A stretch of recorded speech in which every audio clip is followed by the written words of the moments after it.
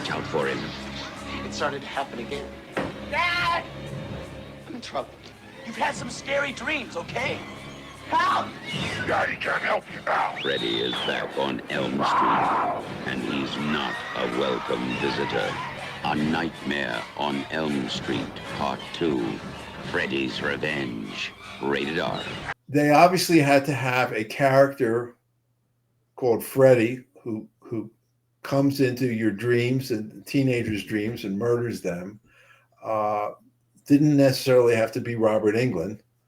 And that was it. And they were hoping that they could make another one and they could make some more money. And maybe if it made, as much money or close to as much money as the first one, because usually the sequels didn't make as much money. In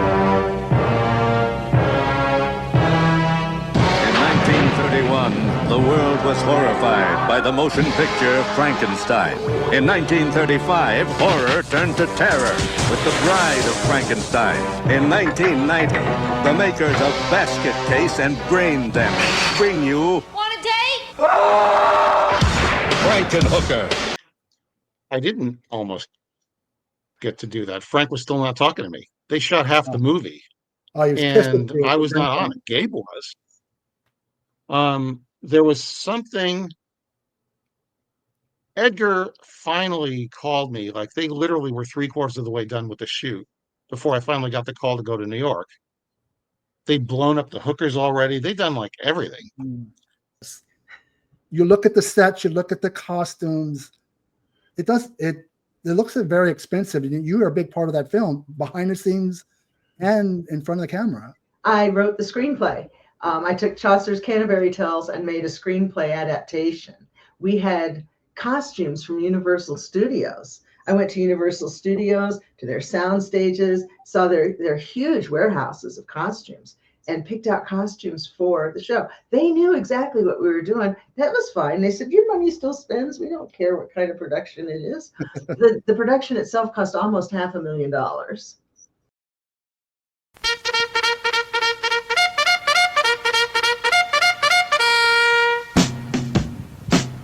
Russ Myers, Beneath the Valley of the Ultra Vixens.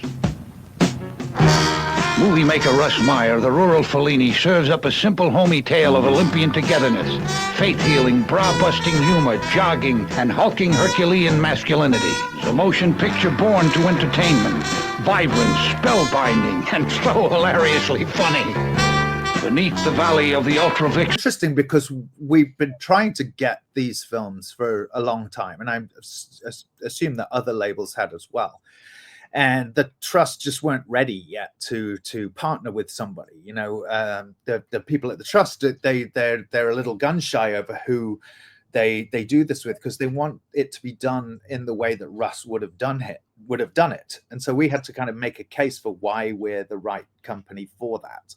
And initially they were like, well, you're a horror movie company. But of course, then we could go back to what our origins were. And we did a whole big, long thing about, we've got everything from, internationally renowned erotic films to Oscar winners films to, all this kind of thing. So we were able to really make a case for it.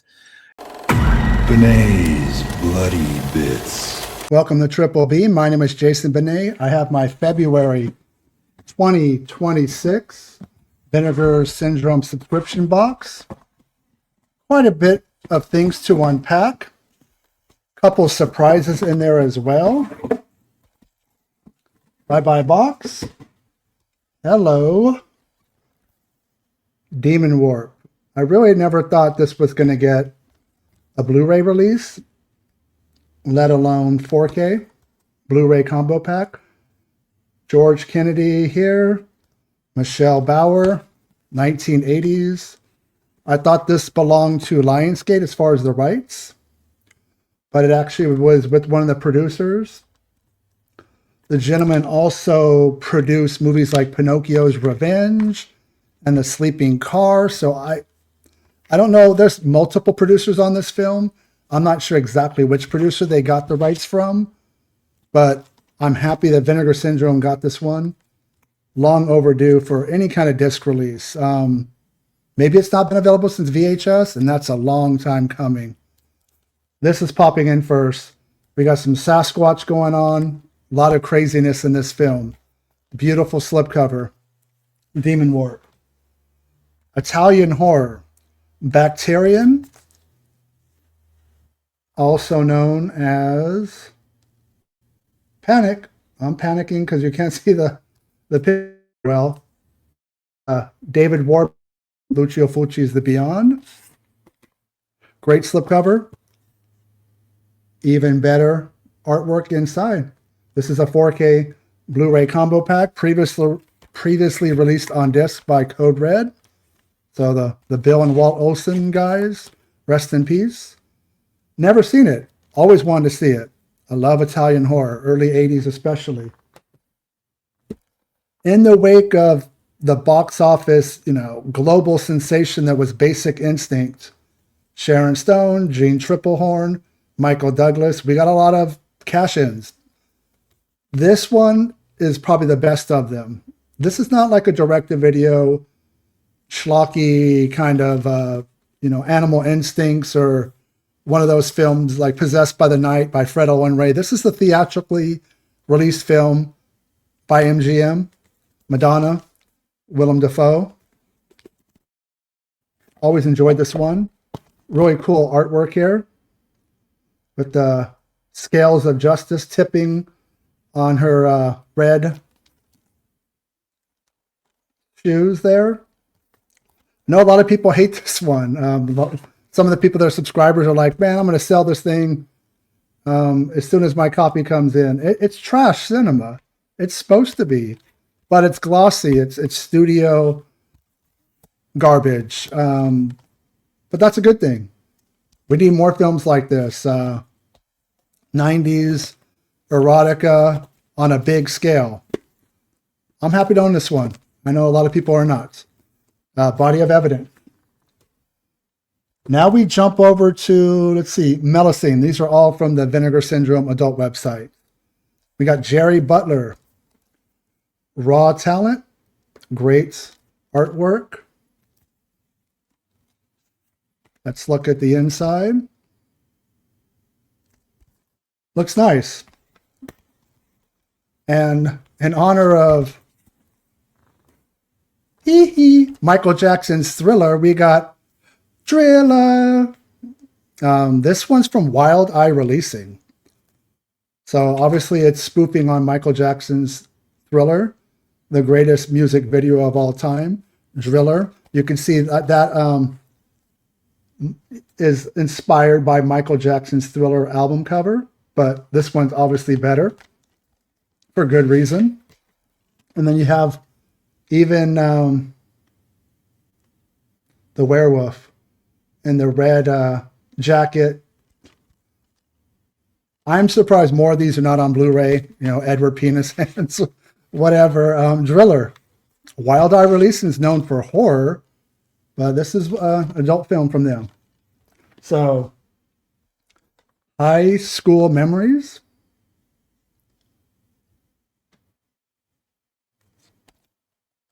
We got the helmet covering the goods right there.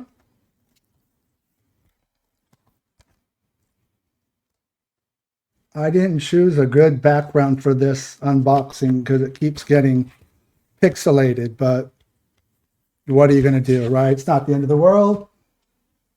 Debbie Does Dallas. Not in 4K, Blu-ray. Not a big deal.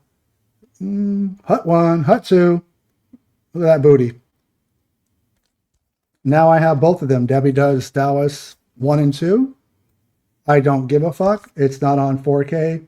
I mean, my God, this movie is so old. I'm not, just be happy it's on Blu-ray.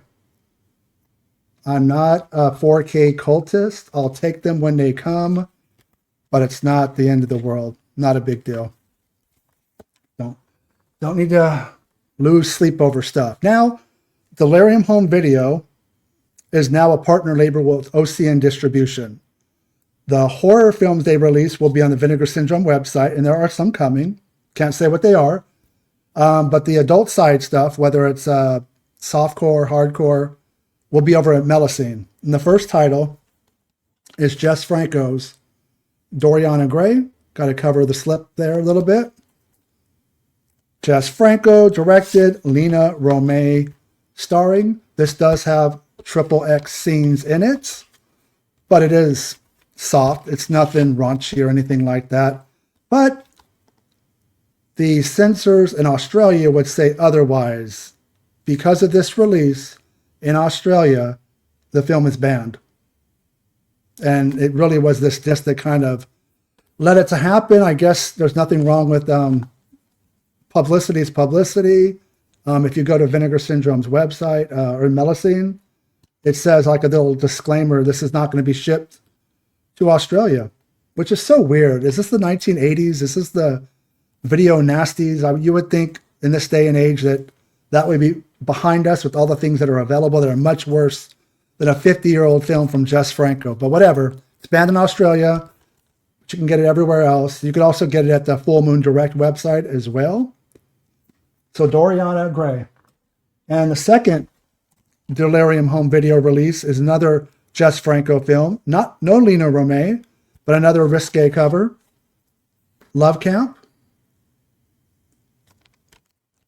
Not as, nothing, it's all softcore. A lot of it's simulated. You can see as people are fucking or whatever. They're not really doing it. There's no penetration or anything. But yeah, those are the first two releases out the gate from Delarium Home Video, Doriana Gray, Love Camp. I know in March there's something else coming, and I can't say what it is. I could say that there's not going to be many months where you're not going to see a Delarium Home Video release. So that's awesome. Also, part of being a subscriber for 2026, these cards were handed out in this fancy little binder. So what it is, it's pretty heavy too, like heavier than a credit card. The 2026 subscriber, it's got my name on it. It's got like a QR code in the back. So these are going to get you discounts at the brick and mortar stores that Vinegar Syndrome has. Unfortunately, none of them are close to me. I'm in California. I want to say the closest is Colorado, so it's not going to really help me there. Also, booths at conventions, genre conventions, things like Monsterpalooza. I haven't been to a convention in probably 9 years. I don't plan on going back anytime soon. So while the card is cool, it doesn't really help me. It didn't make my subscription cost more, but it's a nice little perk. Maybe they can be used for screenings if they have something close to me, like one of the Vinegar Syndrome films. I can use it for that. But other than that, it doesn't really help me. I'm not going to go to a convention, pay for parking, pay to get in. That'll be close to $100, and then go use a card for a discount. But I've already put myself in the hole $100. So that's February. March, got some good stuff. Forgotten Gialli, set featuring a Bruno Mattei Sleaze Jim. I think that's a film he did in the 90s called Madness. Kind of really easy to pick out if you just go to IMDb and look at his films that haven't been released and go to something that's Gialli or Giallo. I think it's Madness. Also, we're going to get an ultra gory 80s Italian horror shocker. I have no idea. That can be a lot of things. Now, the gory,